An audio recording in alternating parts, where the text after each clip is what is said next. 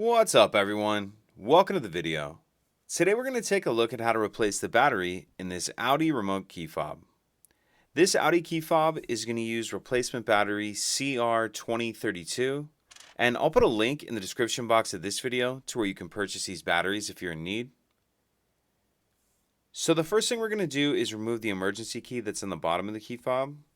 That's done by pressing this button here on the back that my thumb's on, and then the emergency key will pull out like that. After we get the emergency key out, what we need to do is pull this center piece out. So you can see there's a silver button here that my thumb's on, and then on the other side that my pointer finger's on, you see there's another kind of black button. So I'm going to press those both in at the same time,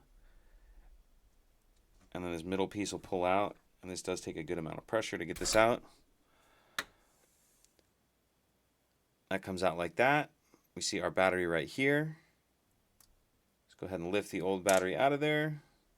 We'll grab our new one, and we want to make sure that we're installing that with the plus side down on the holder. Okay. So once we have our battery installed like that, we'll slide this in. And if you're holding it with the buttons facing up, the black button goes up, silver one on the bottom. Make sure that slides all the way in. Put our emergency key back in, and that's it. If you could take a second to like and subscribe, it helps us out, and I'd appreciate it. Thank you.